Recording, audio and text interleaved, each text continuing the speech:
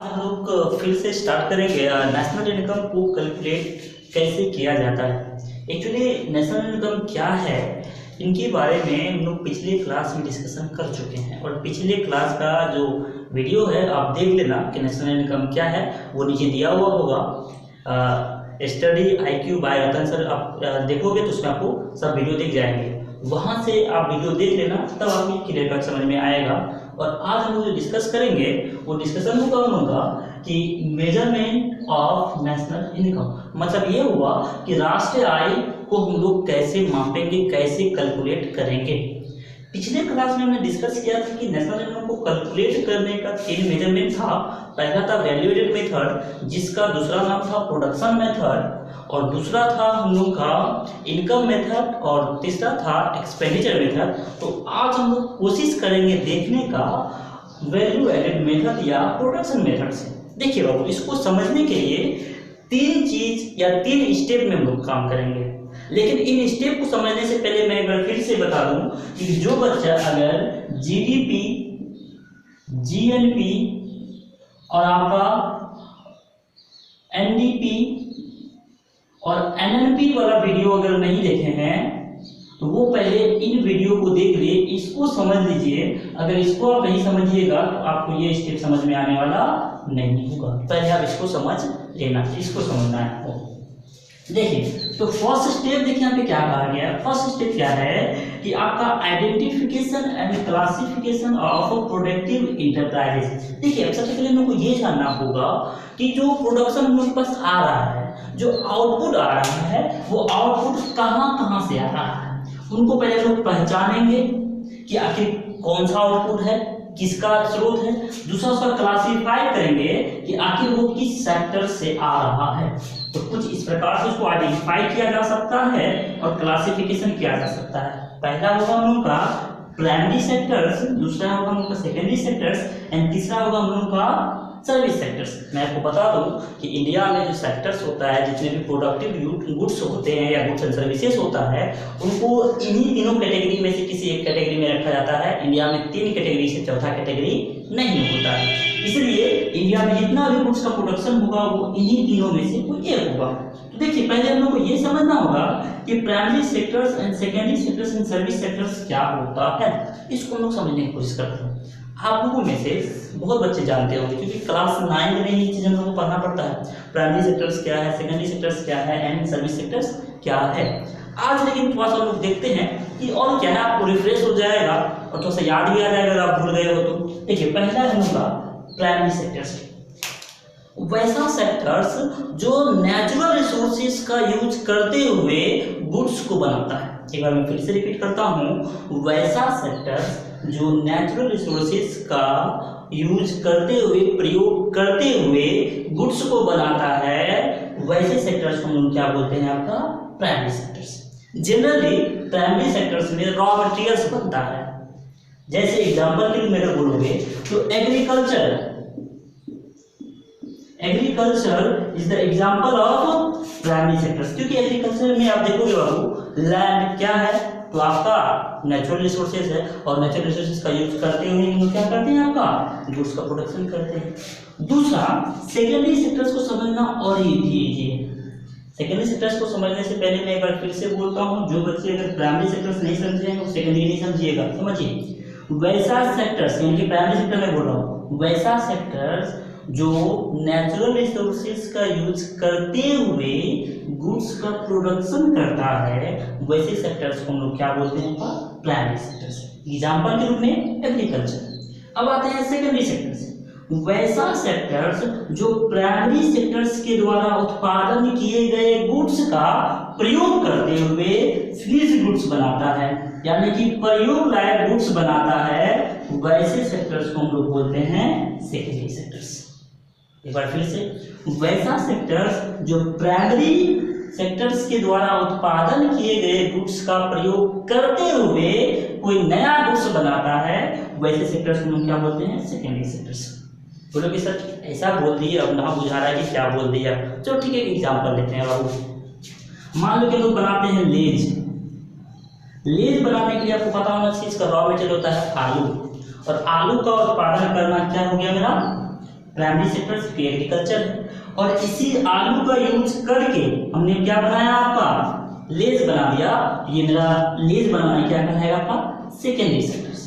अब बोलोगे कि सर सर्विस सेक्टर्स क्या है, तो वैसा सेक्टर्स जो प्राइमरी और सेकेंडरी सेक्टर्स में आने वाले प्रॉब्लम्स को दूर करने का कोशिश करता है, वैसे सेक्टर्स को हम लोग क्या करते हैं आपका सर्विस सेक्टर्स। एग्जांपल के रूप में कि मान लीजिए प्राइमरी और सेकेंडरी सेक्टर्स में आपका फाइनेंशियल प्रॉब्लम है, पैसे की कमी आई, तो उनको दूर करने का कोशिश करता है आपका सर्विस सेक्टर्स। तो कैसे दूर करेगा आपका, तो बैंकिंग से करेगा, यानी कि बैंक जाएगा और बैंक में लोन प्रोवाइड करेगा।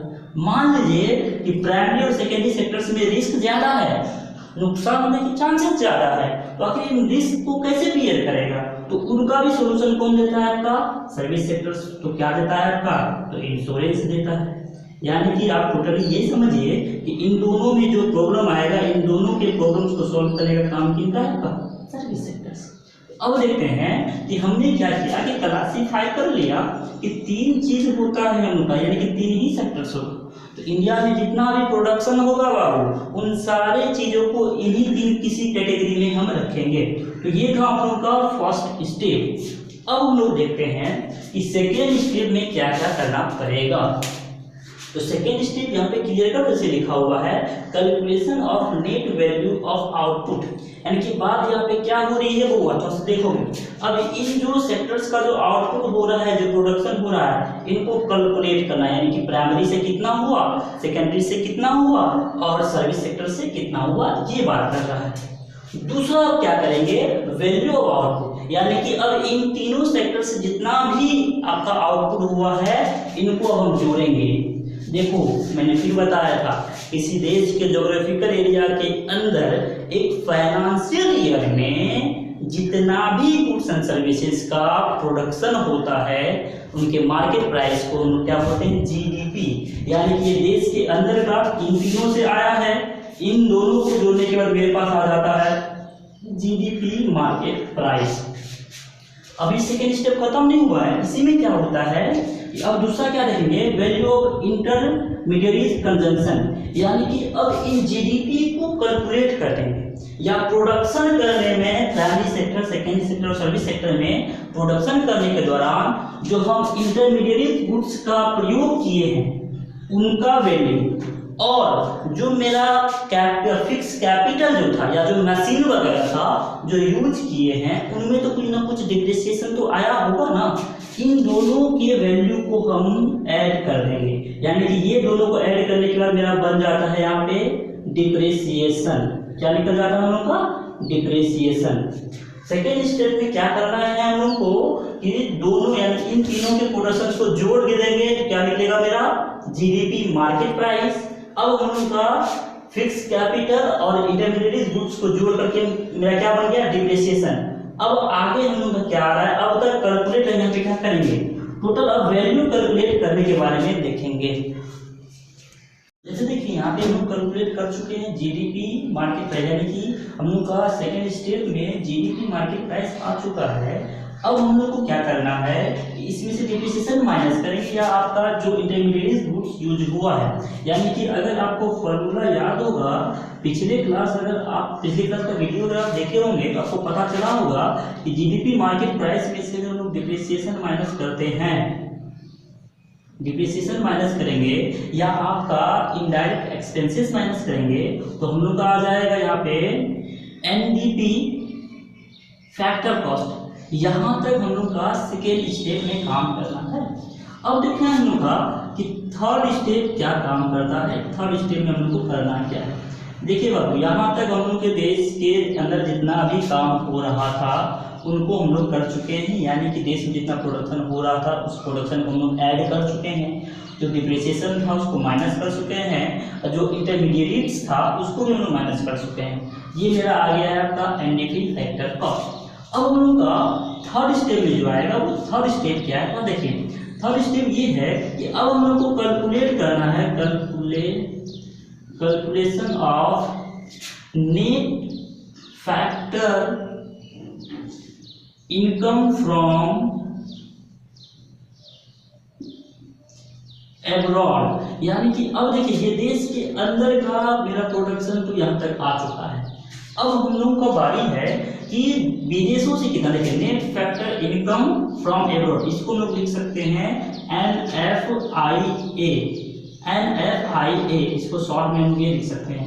तो जैसे हम लोग का कि NDP फैक्टर कॉस्ट आ चुका था और उसमें से यानी कि देश के अंदर का पैसा, देश के अंदर में जितना आपका अर्निंग हुआ था टोटल ये इनकम, अब प्लस जो विदेशों से जो पैसा आ रहा है उन पैसा को अगर हम जोड़ देंगे NDP फैक्टर कॉस्ट और NFI को अगर जोड़ते हैं तो हम लोग का निकल जाता है NNP फैक्टर कॉस्ट, और NNP फैक्टर कॉस्ट बराबर होता है हम लोगों का नेशनल इनकम। ये बहुत ही सिंपल है बाबू, बहुत ही इजी है, लेकिन इनके साथ साथ दो चार सावधानियों को भी, प्रिकॉशंस को भी हम लोग को ध्यान में रखना पड़ेगा। तो अब हम लोग देखते हैं कि आपका वैल्यू एडेड मेथड से रिलेटेड क्या क्या प्रिकॉशंस है। होगा हम लोगों को कि आपका प्रिकॉशंस क्या क्या है। देखिए तो नेशनल इनकम का जो फर्स्ट स्टेप था वैल्यू एडेड मेथड, उस मेथड का पहला प्रिकॉशंस को ध्यान में रखेंगे, लिखा हुआ आइटम्स टू बी इंक्लूडेड, यानी कि कौन कौन से ऐसे हैं जो जुड़ेगा, यानी कि नेशनल इनकम में यहाँ पे ऐड होगा। क्या होगा देखिए, commission on sale of old goods. देखिए बाबू, ओल्ड गुड्स जो पुराना सामान है, उस पुराना सामान को अगर आप बेचते हैं और बेचने में जो कमीशन मिलता है उस कमीशन को ऐड करेंगे, लेकिन सेल्स प्राइस को ऐड नहीं करेंगे। दूसरा, addition to self maintain books of account. ऐसा देखिए पूरे देश का एक्चुअल का नेशनल इनकम हम लोग कैलकुलेट करने वाले हैं, ठीक है। तो जो आदमी खुद से बुक्स ऑफ अकाउंट मेंटेन किया है और वो क्या सरकार को वो रिपोर्ट नहीं दिया है, तो क्या एक्चुअल में नेशनल इनकम कैलकुलेट हो पाएगा? नहीं हो पाएगा।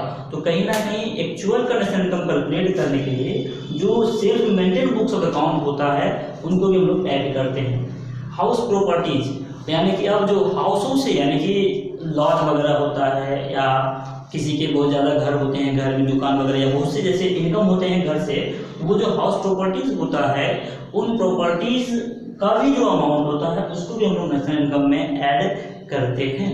लेकिन अब इनके साथ साथ जो ऐड करने वाला है, ये दो चीज़ें तीन है क्लियर है, और कुछ चीज़ें ऐसे भी है जो ऐड नहीं करना होता है हम लोगों को। देखिए क्या क्या है, items not to be included, जो इंक्लूड नहीं होगा, क्या नहीं होगा, प्राइस ऑफ इंटरमीडिएट गुड्स। देखिए अभी हम लोग देख रहे थे स्टेप 2 में, आपको याद होगा कि इंटरमीडिएट का जो भी आइटम्स था वो तो हम लोग पहले ऑलरेडी माइनस कर चुके हैं। जब ऑलरेडी हम लोग माइनस कर चुके हैं तो क्या दोबारा हम लोग माइनस करेंगे, दोबारा ऐड करेंगे? नहीं, इसलिए इंटरमीडिएट की प्राइस को हम लोग ऐड नहीं करते हैं। दूसरा, प्राइस ऑफ ओल्ड गुड्स। देखिए बाबू, पुराने सामान जो होते हैं उन पुराने सामान का प्राइस हम लोग ऐड नहीं करते। लॉजिक क्या है इसके पीछे तो समझिएगा। हमने बोला था कि 3 मेथड होता है आपका, वैल्यू एडेड मेथड, जिसका दूसरा नाम है प्रोडक्शन मेथड, और दूसरा होता है इनकम मेथड, तीसरा होता है एक्सपेंडिचर मेथड। और इस एक्सपेंडिचर मेथड में जब ये जो पुराना सामान अभी जो आपके पास है, अब बताइए क्या उस एक्सपेंडिचर मेथड में, यानी कि खर्च करने का भी, जब आप खर्च किए होंगे तो उस साल को ऐड तो किए होंगे ना, उस प्राइस तो आप जोड़ लिए होंगे। और हमने पहले पिछले क्लास में बोला था कि इंडिया का रूल के अनुसार इंडिया में डबल आपका कोई चीज़ का कैलकुलेशन नहीं कर सकते हैं, ना ही डबल टैक्स देना है और ना ही आपका कोई गुड्स का डबल कैलकुलेशन नेशनल इनकम में होता है। तो एक बार हम लोग जब इसके प्राइस को हम लोग कैलकुलेट कर चुके हैं तो फिर दोबारा क्यों करें भाई, इसलिए पुराने सामान के प्राइस को ऐड हम लोग नहीं करते। दूसरा, इसका तीसरा पॉइंट है price of production for self consumption. देखिए यहाँ पे सबसे मजेदार चीज है, अपने यूज के लिए जो भी आप प्रोडक्शन बनाओगे बाबू, जो भी प्रोडक्शन करोगे उनका वो प्रोडक्शन कभी भी नेशनल इनकम में ऐड नहीं होगा, क्योंकि आप अपने लिए बना रहे हैं, आपको बेचना नहीं है। तो आप बिंदास जो आप प्रोडक्शन करोगे उनका प्राइस, वो प्रोडक्ट आपका नेशनल इनकम में ऐड नहीं होता है। तो ये था हम लोग का नेशनल इनकम कैलकुलेट करने का फर्स्ट मेथड से देखें। और आज हम लोग कोशिश किए थे कि फर्स्ट मेथड आपको हम समझा दें। अगर आपको समझ में आता है तो आप बताओ, नहीं आता तो दूसरे तरीके से भी कोशिश करेंगे।